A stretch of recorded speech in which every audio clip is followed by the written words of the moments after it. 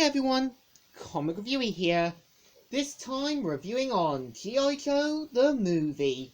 Now, as you know, G.I Joe the movie is a 1987 animated action adventure film that is meant to be based on the popular 1983 cartoon G.I Joe, A Real American Hero, or as it was known as in the UK when it started out, Action Force.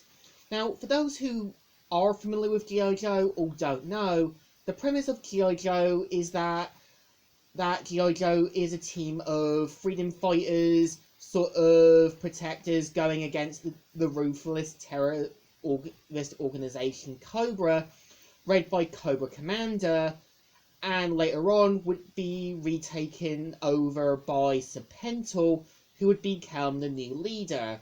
Now, the premise of the movie is meant to feature Cobra now being helped by Cobra in getting the broadcast energy transmitter to do a sinister plot with some dangerous spools.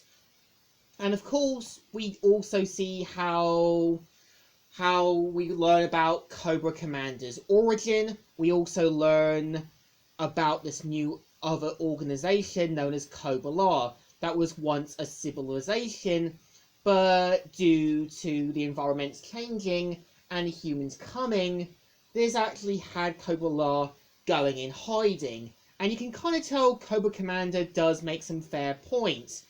Again, if they brought in some Cobra troops or so, maybe they would have had a better chance. So with Cobra we are introduced to some other members, like Nemesis Enforcer, who is kind of this big, winged but dangerous brute, and Pythona, who is the dangerous evil assassin. And we kind of got the leader of Cobra, known as Gobblerless, who is meant to be this dangerous but also kind of ruthless leader. And at the same time, we are introduced to some new G.I Joe members, like Tunnel Rat, Big Lob, EOD, and also Duke's brother, Lieutenant Falcon. Now, I feel Lieutenant Falcon character does work, because you can tell he kind of gets off easy, but doesn't really see any guilt in his actions. I think when he's put in a different environment, this is where he starts to kind of realize he needs to man up and become something better.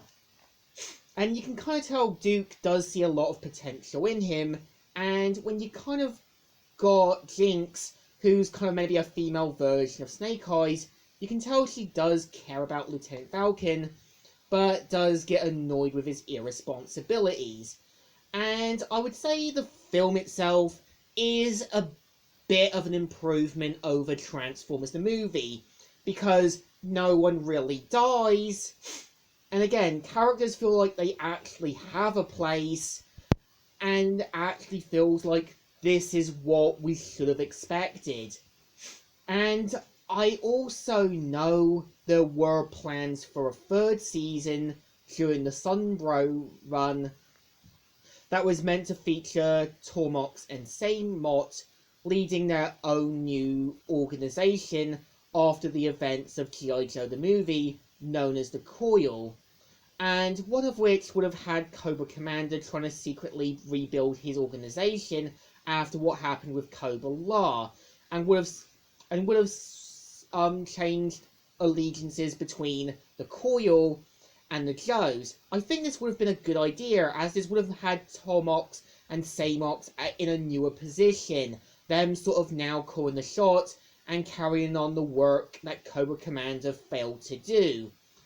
But unfortunately, Deke got the rights, which lasted from 1989 all the way to 1992. And I know there were other different G.I Joe sort of media, and I also know that you also know that Transformers the movie, after the events of it, when we had season 3, you do see Cobra Commander as an old-aged crime boss helping a sort of crime organization deal with the Autobots. You also do see basically one of the G.I Joes in one episode. You also do see a parody of them in season 3 on a sort of TV series. And I know as well that originally Duke was meant to die, but because of Optimus's death, we never got to see it. And I think it kind of implied that Lieutenant Falcon was probably going to be the new Duke. He was probably going to be the new guy in charge, taking on the lead, because at the end, when he does say, "Thank you, brother," it's like him saying goodbye to him from beyond the grave. But I think, well, G.I. Joe the movie is an okay film. It improves what Transformers the movie got a little wrong. It's enjoyable, but I think it definitely deserves a thumbs up. Still good, and still alright. So, Comic Reviewer here, signing out.